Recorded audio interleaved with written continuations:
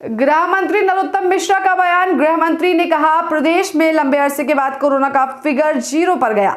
गृह मंत्री नरोत्तम मिश्रा ने कहा, दिल्ली में नरेंद्र मोदी जी की सरकार है, इसीलिए कश्मीर में राहुल और प्रियंका दोनों भाई बहन शांति की बर्फबारी कर रहे हैं। मध्य प्रदेश पूर्व मुख्यमंत्री कमलनाथ पर निशाना साधते हुए कहा कि माननीय मुख्यमंत्री जी का सवाल खेत का होता है और कमलनाथ जी जवाब खलिहान का देते हैं।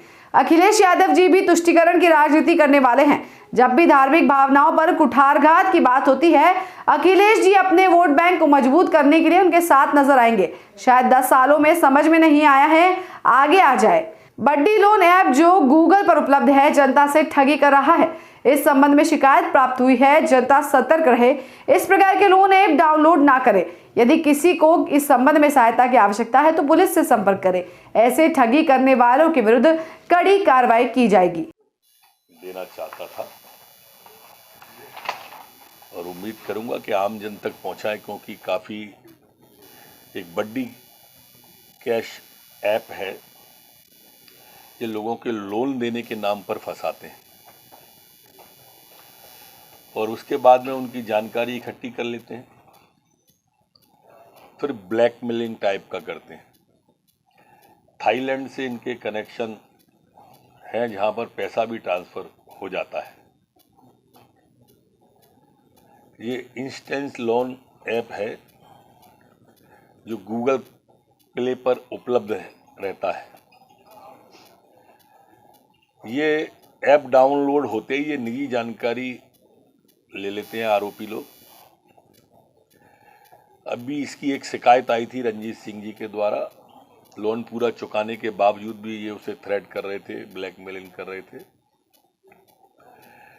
इसके 2 आरोपी संजय नारायण और वैभव पवार की गिरफ्तारी की जा चुकी है।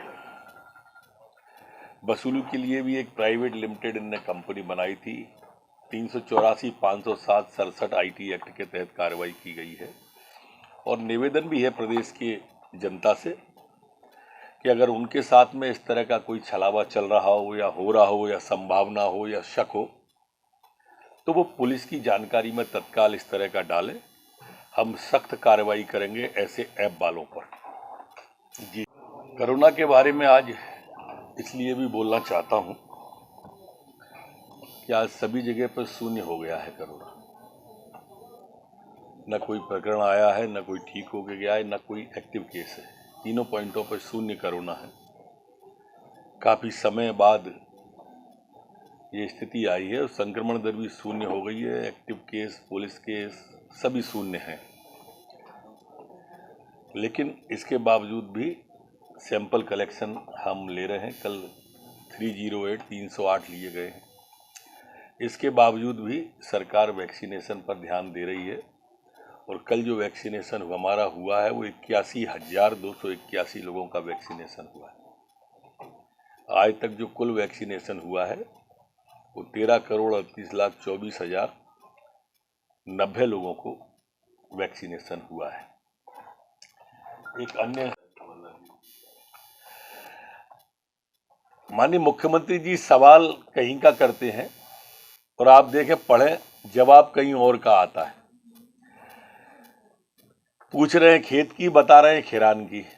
ये कमलनाथ जी की स्थिति। ये प्री मेडिकल एग्जाम में ही फेल हो रहे हैं। वो बोर्ड का एग्जाम जब आएगा, विधानसभा का चुनाव, तब उनकी क्या स्थिति बनेगी, इससे अंदाज आप कर सकते हो। किसानों का सवाल पूछा और जवाब दे रहे हैं वो जननी एक्सप्रेस का। इससे आप समझ जाएं कमलनाथ जी हमारे बुजुर्गवार नेता हैं, कहीं ना कहीं चूक तो कर ही रहे हैं। राहुल गांधी जी के वचन पत्र की धज्जियां उड़ा दी हैं कमलनाथ जी ने। जवाब देंगे कहां से? अब वो सवालों का एक का भी जवाब नहीं दे पा रहे।